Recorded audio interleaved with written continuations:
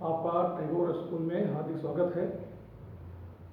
हम प्रतिदिन आपको नए नए वीडियो बनाकर भेजते हैं, उसको आप नियमित रूप से देखें, लाइक करें, सब्सक्राइब करें और शेयर करें। आज हम आपको विद्युत विभव से रिलेटेड कुछ न्यूमेरिकल बताएंगे। इसमें पहला न्यूमेरिकल है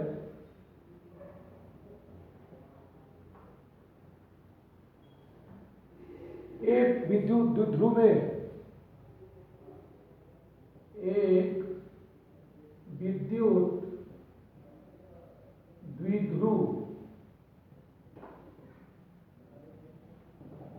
एक विद्युत द्विध्रुव में आवेश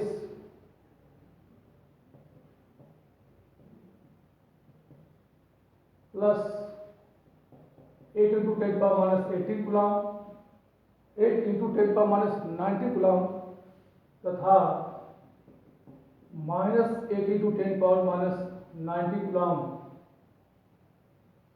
परस्पर एक दूसरे से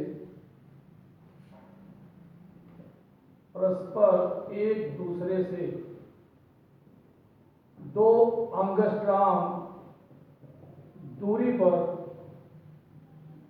स्थित हैं। विद्युत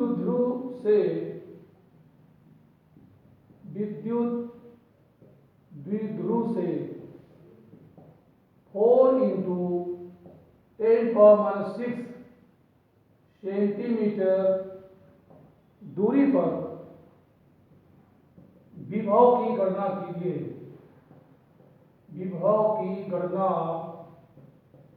कीजिए। जबकि बिंदु द्विध्रुव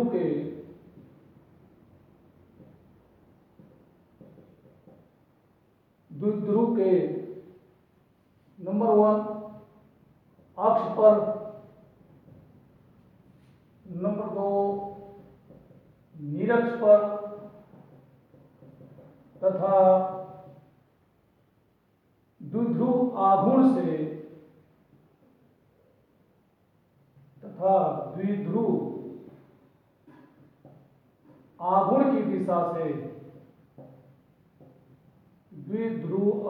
की दिशा से 60 डिग्री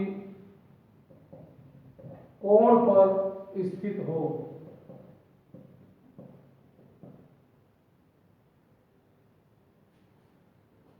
यहां हम देख रहे हैं कि विद्युत द्विध्रुव 2 आवेश से निर्मित है। हमें जानते हैं विद्युत द्विध्रुव 2 आवेशों से बना एक निकाय होता है, जिसमें आवेश के परिमाण समान और प्रकृति भिन्न होती है और आवेश परस्पर अल्प दूरी पर स्थित होते हैं।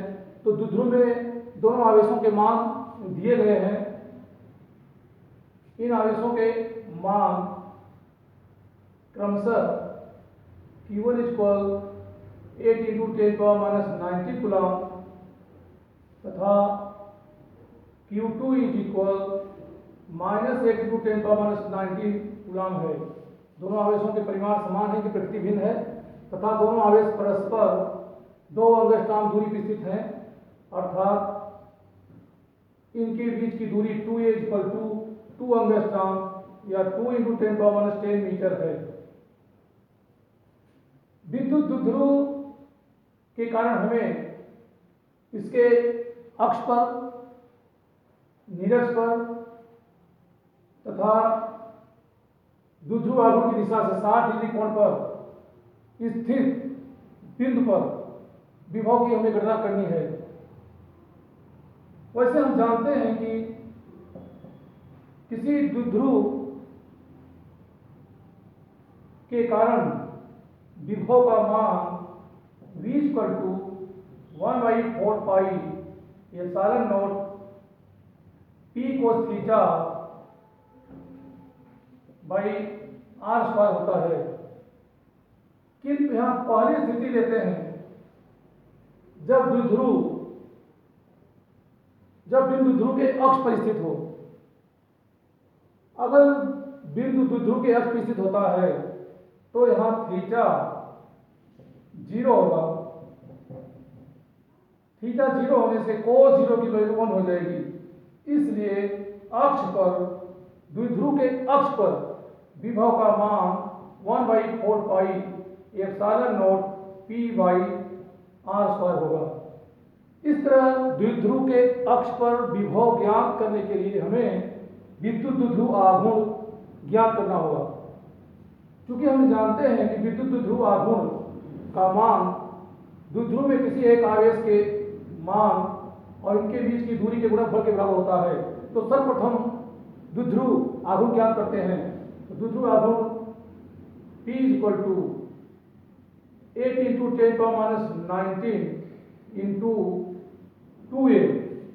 2a दोनों आवेशों के बीच की दूरी है, जिसका मान 2 × 10⁻10 मीटर अर्थात P = 16 × 10⁻29 कूलाम मीटर है। P का मान ज्ञात हो जाने पर अब हम इसके अक्ष पर विभव का मान ज्ञात कर सकते हैं। जिस बिंदु पर हमें विभव ज्ञात करना है वह द्विध्रुव के अक्ष पर है, किंतु इसकी दूरी सदैव इसके केंद्र से ली जाती है।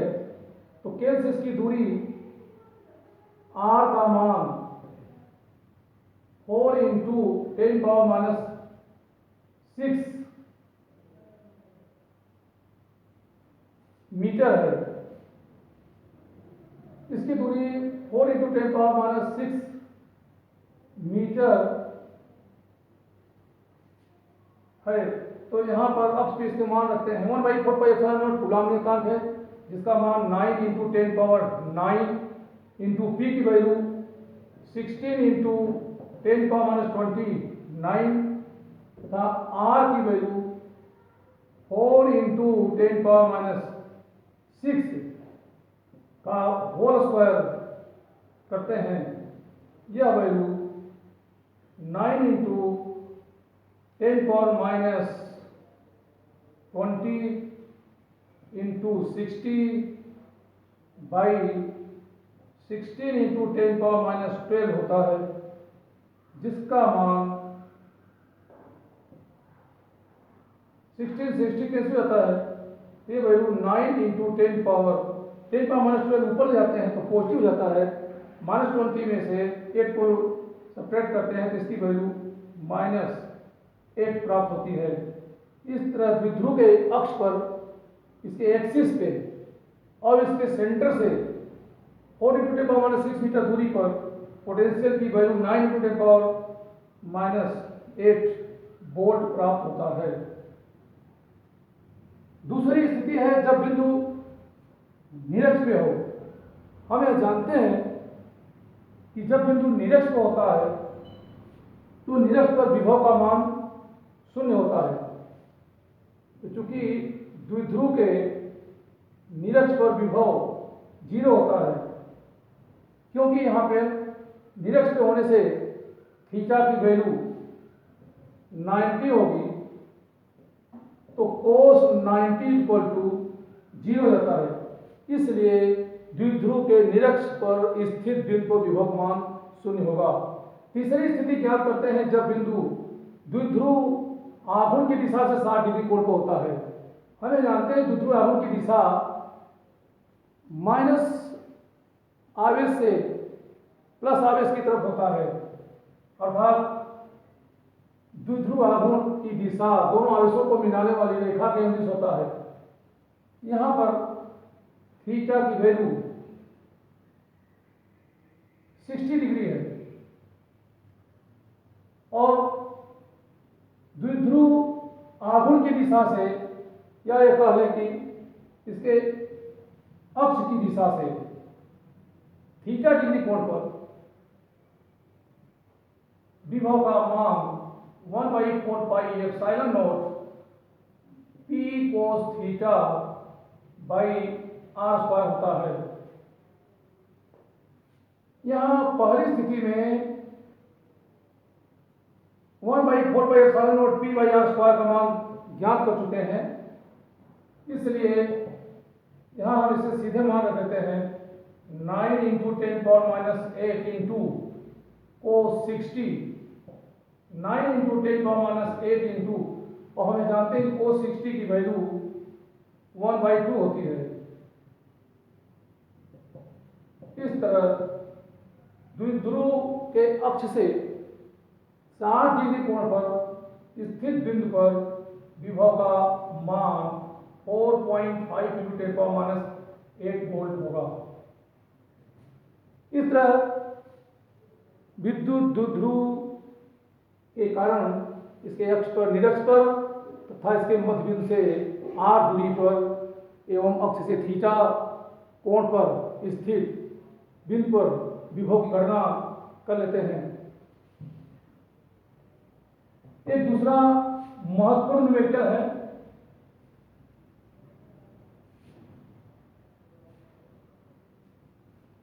पारे की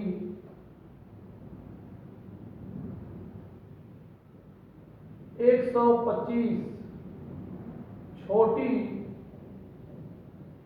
बूंदों को, पारे की 125 छोटी बूंदों को 10 वोल्ट के समान विभव से आवेशित किया गया है। 10 वोल्ट के समान विभव से आवेशित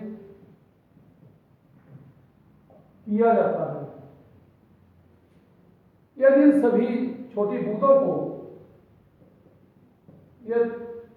इन सभी छोटी बूंदों को मिलाकर एक बड़ी बूंद बनाया जाए, एक बड़ी बूंद बनाया जाए तो बड़ी बूंद का विभव, तो बड़ी बूंद का विभव ज्ञात कीजिए। बड़ी बूंद का विभव ज्ञात कीजिए। यहां हम देख रहे हैं कि पारे की 125 छोटी बूंदें हैं और प्रत्येक छोटी बूंद पर विभव का मान 10 वोल्ट है। अगर इन सभी छोटी बूंदों को मिलाकर एक बड़ी बूंद में परिवर्तित कर दिया जाए तो उस बड़ी बूंद पर विभव का मान क्या होगा? हम ये देख रहे हैं कि 125 छोटी बूंदों को मिलाकर एक बड़ी बूंद बनाया जा रहा है। तो एक बड़ी बूंद का आयतन 125 छोटी बूंद के आयतन के बराबर होगा। तो सबसे पहले हम बड़ी बूंद की त्रिज्या ज्ञात करते हैं।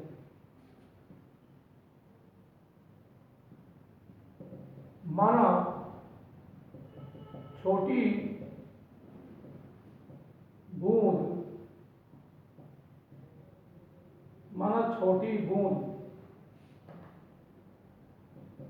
की त्रिज्या स्मॉल r तथा इस पर आवेश Q है। छोटी बूंद की त्रिज्या स्मॉल r लेते हैं और इस पर आवेश का मान Q तथा बड़ी बूंद की त्रिज्या कैपिटल R तथा इस पर आवेश कैपिटल क्यू लेते हैं। छोटी बूंद पर विभव v और बड़ी बूंद पर विभव v डैश मानते हैं।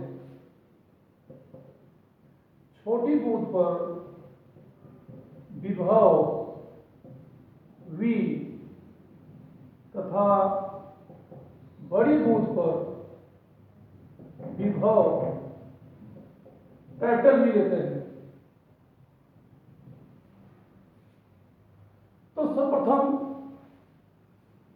बड़ी बूंद की त्रिज्या कैपिटल आर का मान छोटी बूंद की त्रिज्या स्मॉल आर के पदों में ज्ञात करते हैं। तो चूंकि एक बड़ी बूंद का आयतन बड़ी बूंद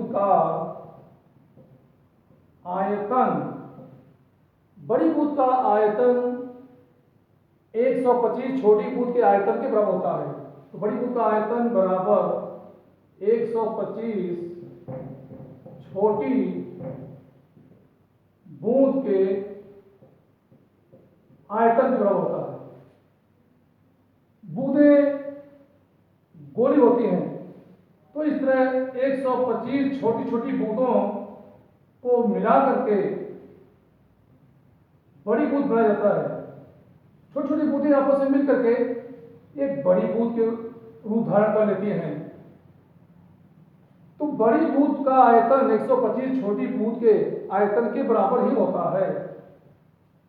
तो बड़ी बूंद का आयतन, बूंदें गोली होती हैं, गोले का आयतन 4/3 पाई क्यूब होता है, इसलिए बड़ी बूंद का आयतन 4/3 पाई कैपिटल आर क्यूब होगा।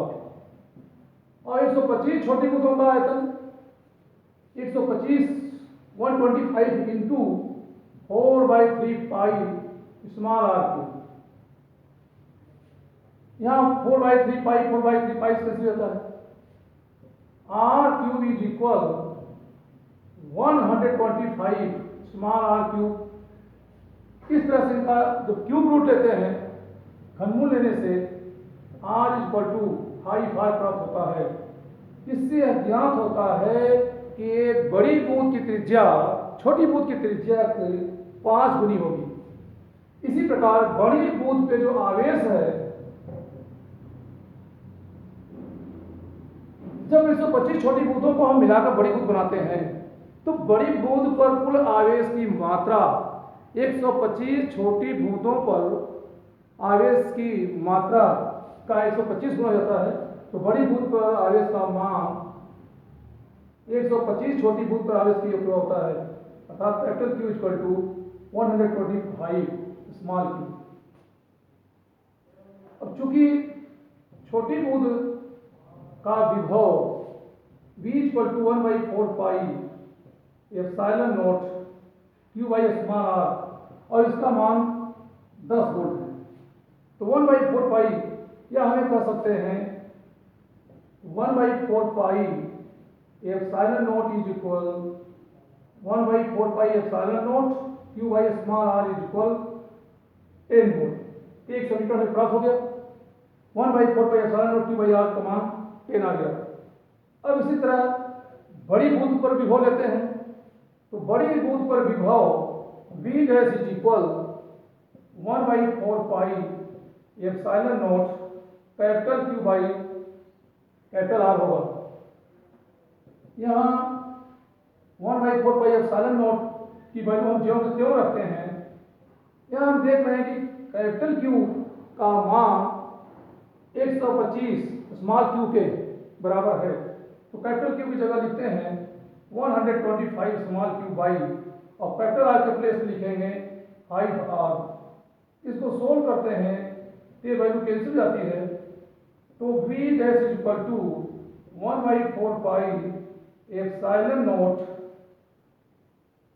इंटू 25 q बाई r प्राप्त होता है। या इसे हम लिख सकते हैं v dash is equal 25 into 1/4 pi epsilon naught q by small r। इसे हम समीकरण 2 के रूप में ले लें और छोटी बूंद पे जो विभव है 1/4 pi epsilon naught q by r equal to 10 आया, इसे हम समीकरण 1 के रूप में ले लें। तो समीकरण 1 से देख रहे हैं कि 1/4πε0 Q बाई स्मॉल r की वैल्यू 10 है। तो यहाँ पे 1/4πε0 Q बाई r की प्लेस पे 10 लिखते हैं। तो बड़ी बूंद पर विभव का मान 25 इंटू 10 अर्थात बड़ी बूंद पे विभव का मान 250 वोल्ट प्राप्त होता है। इस तरह 125 छोटी बूंदों को मिला के जो बड़ी बूंद बनाते हैं, तो बड़ी बूंद पर विभव की गणना इस प्रकार से हम कर लेते हैं। यह एक महत्वपूर्ण क्वेश्चन है जो प्राय एग्जाम में पूछा जाता है, इसलिए इस तरह के प्रश्नों पर ध्यान दें। नेक्स्ट क्वेश्चन हम बताते हैं आपको।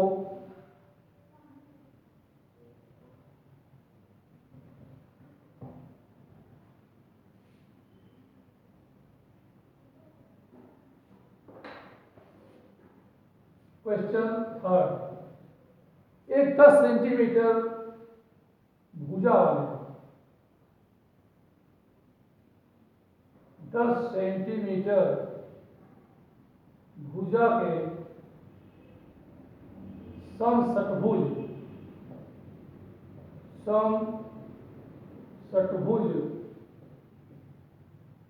के 10 सेंटीमीटर भुजा के समषटभुज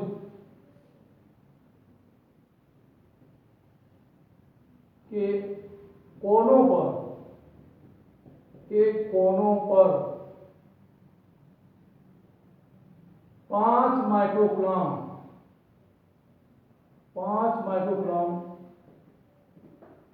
आवेश स्थित हैं। तो इसके केंद्र पर विभव की गणना कीजिए।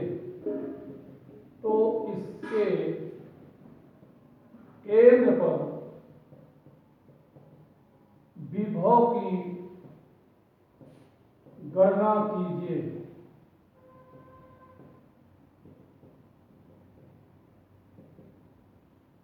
दस सेंटीमीटर भुजा का एक समषटभुज है जिसके प्रत्येक कोने पर 5 माइक्रोकूलम आवेश व्यवस्थित है और इसके केंद्र पर विभव की गणना करनी है।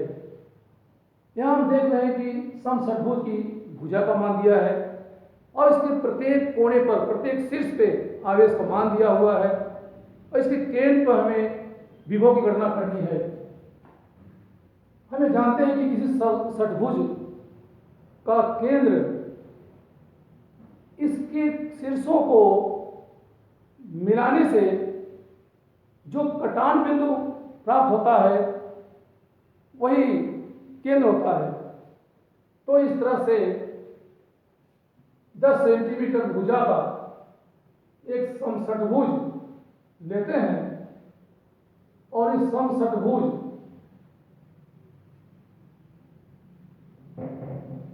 के केंद्रों को मिलाते हैं।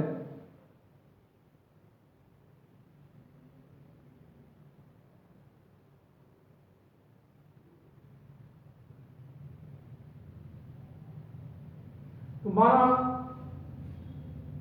ABCD E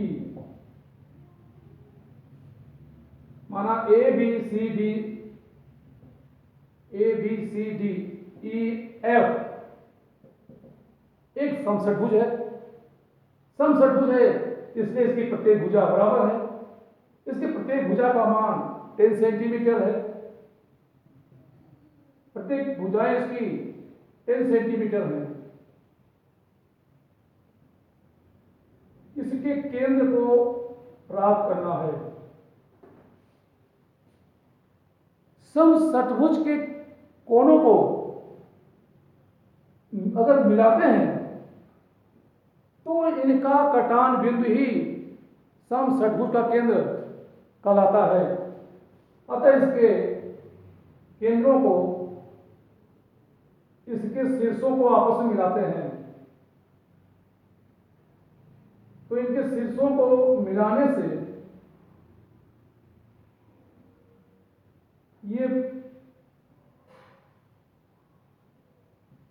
दूसरे को इस बिंदु O पर काटते हैं तो समषुभुज के शीर्षों को मिलाने से इनका कटान बिंदु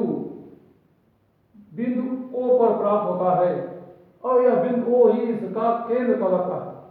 यहाँ हम देखते हैं कि इसके प्रत्येक कोने पर आवेश का मान समान है। प्रत्येक कोने पर 5 माइक्रोकूलम आवेश स्थित है, तो इसके प्रत्येक कोने पर आवेश का मान समान है। प्रत्येक कोने पर आवेश की मात्रा 5 माइक्रोकूलम है, अर्थात 5 × 10⁻⁻6 कूलम। और इसकी भुजा 10 सेंटीमीटर है, तो इसकी भुजा को हम 8 से दर्शाएं तो 8/10 सेंटीमीटर अर्थात 0.1 मीटर या 1 × 10⁻⁻1 मीटर प्राप्त होता है। ये देखा गया है कि समषट्भुज का केंद्र इनके शीर्षों से समान दूरी पर स्थित होता है। अतः भुजा AO, BO, CO, DO, EO, FO ये सभी इसके समषट्भुज की भुजा के ही बराबर होंगे, अर्थात ये दूरियां AO, BO, CO, DO, EO, FO इसकी भुजा के ही बराबर होगा। क्योंकि भुजा AO = BO = CO = DO = EO = FO। AO, BO, CO, DO, EO, FO अर्थात प्रत्येक कोने पर स्थित आवेश से केंद्र O की दूरी समान है। जब प्रत्येक आवेश से केंद्र O की दूरी समान है तो प्रत्येक कोने पर स्थित आवेश के कारण केंद्र पर विभव का मान भी समान होगा। इस तरह बिंदु O पर विभव का मान अर्थात समषट्भुज के केंद्र पर विभव का मान प्रत्येक कोने पर स्थित आवेश के कारण केंद्र पर विभव के योग के बराबर होगा। अर्थात केंद्र पर विभव VA = VA + VB + VC, VA + VB + VC + VD + VE और प्लस VF।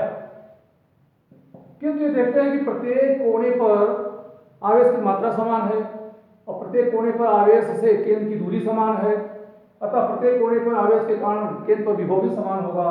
तो चूंकि VA = VB, V = VC = VD = VE = VF, इसलिए केंद्र पर विभव का मान एक कोने पर स्थित आवेश के कारण केंद्र पर विभव के मान का 6 × 6 गुना होता है।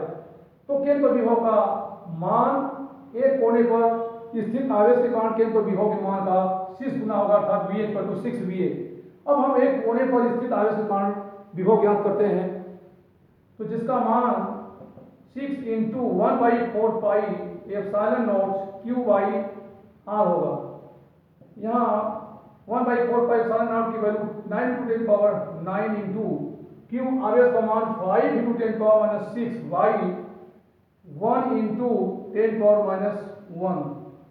इसकी वैल्यू सोल्व करते हैं तो वैल्यू आ जाती है 30 × 9 × 10⁻1 ऊपर जाते हैं प्लस हो जाता है तो 9 और 10 हो जाता है, 10 में से 6 हटा देते हैं तो ये वैल्यू हो जाती है 4।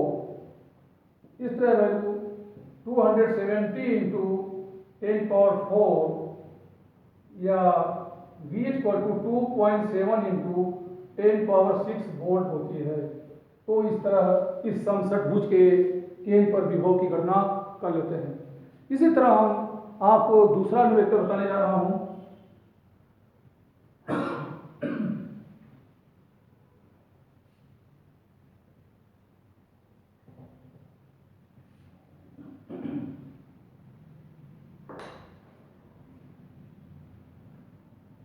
√2 सेंटीमीटर भुजा वाले एक 2 सेंटीमीटर भुजा वाले वर्ग ABCD के कोनों पर 2 माइक्रो कूलाम के समान आवेश स्थित हैं। समान आवेश स्थित हैं। तो वर्ग के केंद्र पर विभव की गणना कीजिए। वर्ग के केंद्र पर विभव की गणना कीजिए। यहां देख रहे हैं कि 2√2 सेंटीमीटर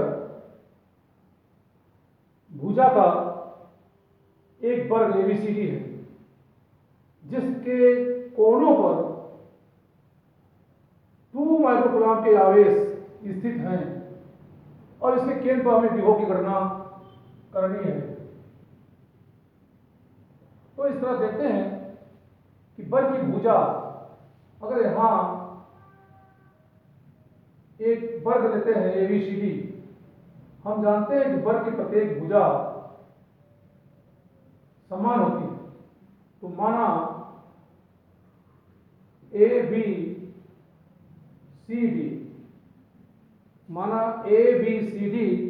एक वर्ग है जिसकी भुजा A ले लें तो इसकी प्रत्येक भुजा समान होगी। और यहां वर्ग की भुजा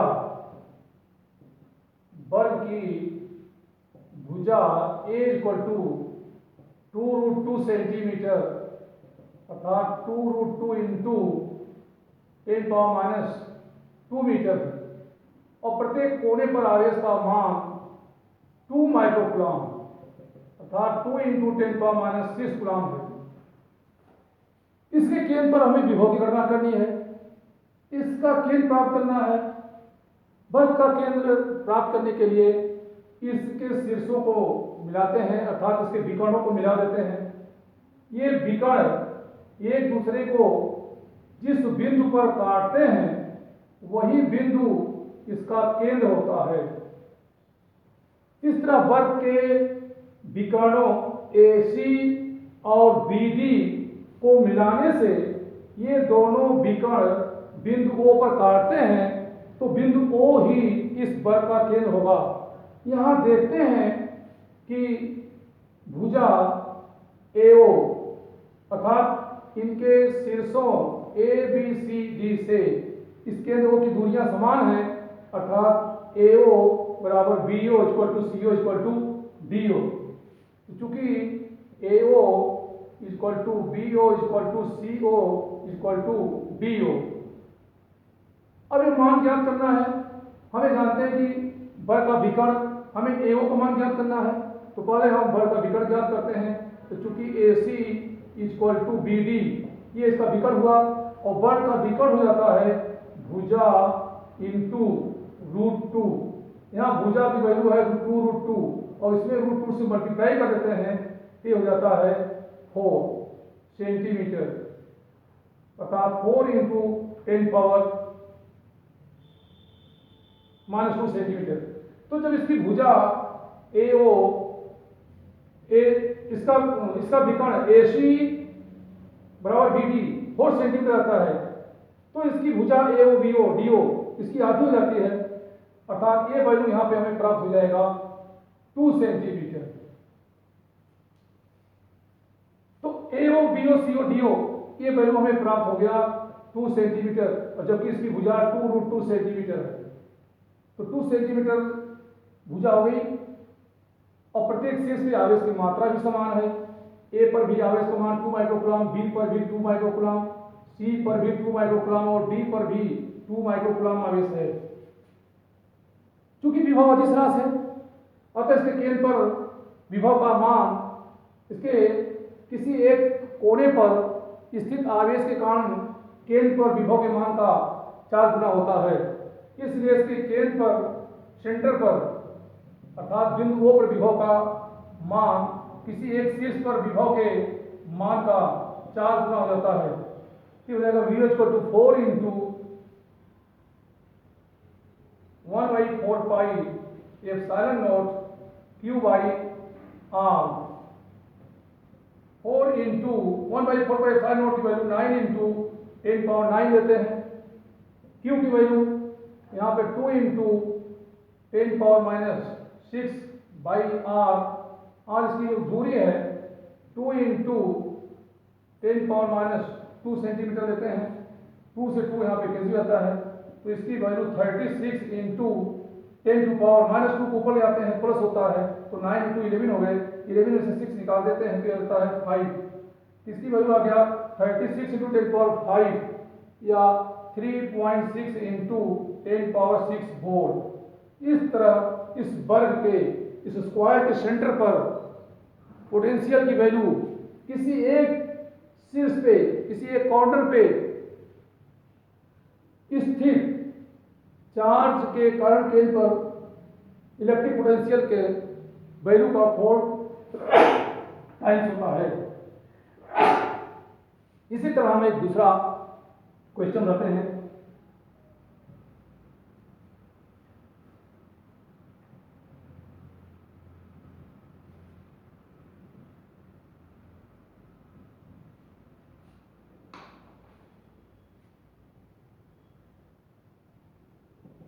एक समबाहु त्रिभुज, एक समबाहु त्रिभुज की भुजा 100 सेंटीमीटर है। एक समबाहु त्रिभुज की भुजा 100 सेंटीमीटर है तथा इसके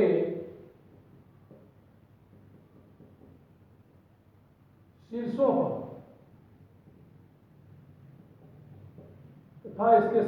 पर क्रमशः 1 माइक्रोकूलम, 2 माइक्रोकूलम, 1 माइक्रोकूलम, 2 माइक्रोकूलम तथा 3 माइक्रोकूलम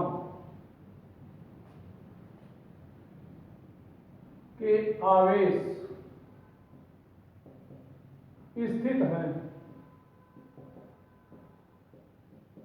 तो इसके केंद्र पर,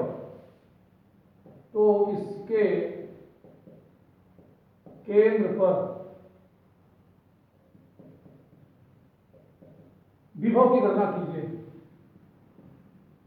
इसके केंद्र पर विभव की गणना कीजिए।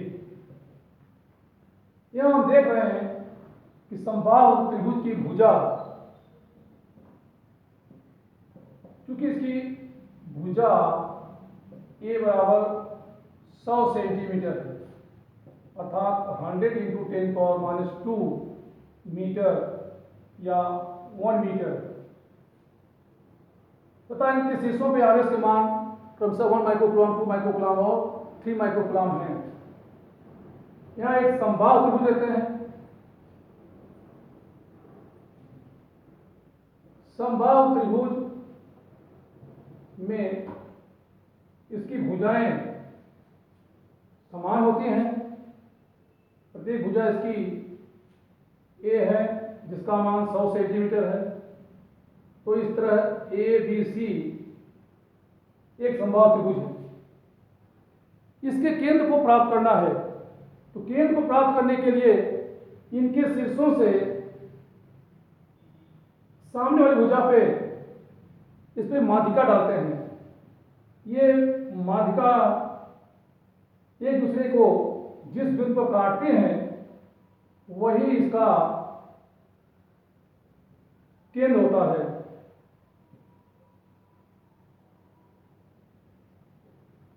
इस तरह इस त्रिभुज का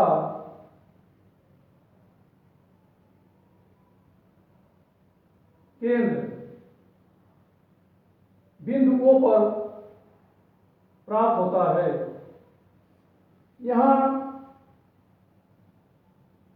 O केंद्र होने से इसकी भुजा AO, BO और CO ये बराबर होती है। अतः हमें जानते हैं कि इसके चारों तरफ बनने वाले कोण का मान 360 होता है, तो इस तरफ भी 120 डिग्री एंगल बनता है, इधर भी 120 डिग्री एंगल बनता है और इस तरफ भी 120 डिग्री एंगल होता है। और इसके एक तरफ लेते हैं कि एंगल 60 डिग्री होता है। यहाँ पे जब इस पर माध्यिका डालते हैं, ये माध्यिका इस पे AD के रूप में प्राप्त होती है और पूरी इसकी भुजा BCA लेते हैं, तो भुजा CD का मान A/2 होता है। ये 90 डिग्री एंगल है, समकोण त्रिभुज बनता है। यहाँ पे एक समकोण त्रिभुज बन जा रहा है ODC, जिसमें ये 90 है, ये 60 है, तो ये एंगल यहाँ पे 30 होता है। तो सबसे पहले हम ज्ञात करते हैं भुजा OC, क्योंकि अगर O इसका केंद्र है तो AO, BO, CO, DO ये बराबर होंगे। तो चूंकि भुजा AO बराबर BO बराबर CO, ये मान लेते हैं R, तो ये हमें R की वैल्यू पहले प्राप्त करना है। तो एक अगर R की वैल्यू ज्ञात हो जाती है तो किसी एक कोने पर स्थित आवेश के कारण इस पे विभव प्राप्त हो जाएगा। तो केंद्र पर कुल विभव का मान किसी एक केंद्र पर विभव के मान का 3 गुना हो जाता है, क्योंकि प्रत्येक, लेकिन यहाँ पे अलग अलग कोनों पे आवेश का मान भिन्न भिन्न है। पहले कोने पर आवेश का मान 1 माइक्रोकूलम, दूसरे पर 2 माइक्रोकूलम और तीसरे पर 3 माइक्रोकूलम है। तो इसलिए पहले हम प्रत्येक कोने से इस केंद्र की दूरी ज्ञात करते हैं। दूरी ज्ञात करने के लिए समकोण त्रिभुज O CDO से इसमें हम लेते हैं cos थीटा। cos थीटा होता है आधार, इसका बेस बाई हाइपोटेनस यानी आधार बटे काट। तो cos थीटा इक्वल टू हो जाएगा A/2 by R equal to A/2R, या यहाँ से R इक्वल टू हो जाएगा A/2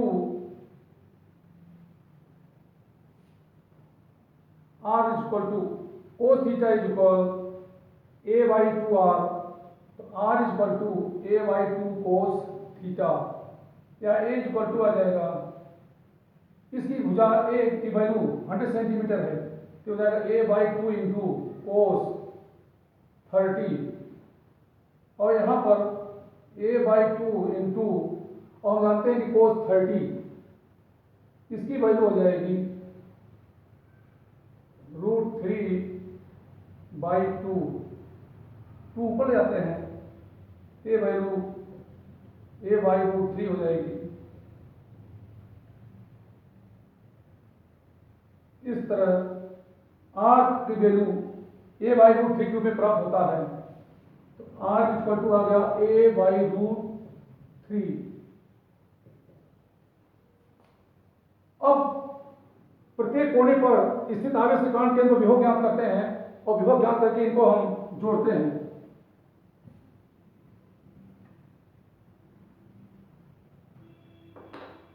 तो A पर विभव, इसलिए केंद्र कुल विभव का मान VA plus VB plus VC के इक्वल होता है, क्योंकि विभव दिश राशि है।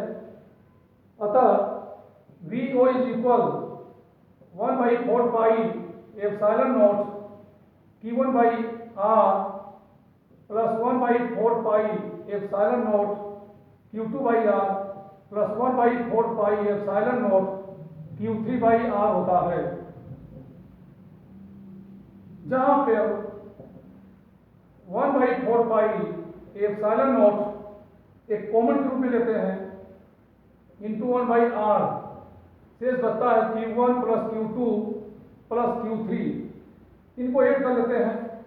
हमें जानते हैं कि 1/4 पाई एप्सिलॉन नॉट की वैल्यू 9 × 10⁹ होता है और R की वैल्यू यहाँ पर प्राप्त हो गया है A/√3, तो इसके प्लेस पे लेते हैं A/√3, जिसमें √3 ऊपर ले जाते हैं, और Q1 की वैल्यू 1 माइक्रोकूलम है, तो 1 microcoulomb plus 2 microcoulomb plus 3 microcoulomb, इस तरह यह वैल्यू प्राप्त होती है 9 इंटू रूट 3 को ऊपर ले जाते हैं तो 9 into root 3 into 10 power 9 by A, और यहाँ ए की वैल्यू, इसकी जो भुजा है ए की वैल्यू 100 सेंटीमीटर है अर्थात 1 मीटर की इक्वल।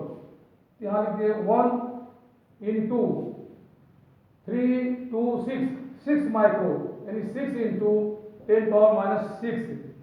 इस तरह इसकी value 54 into √3 into 10 power 3 volt प्राप्त होता है। इस तरह इस समबाहु त्रिभुज के केंद्र पर विभव का मान 54 इंटू √3 इंटू 10 पावर 3 वोल्ट प्राप्त होता है। Thank you.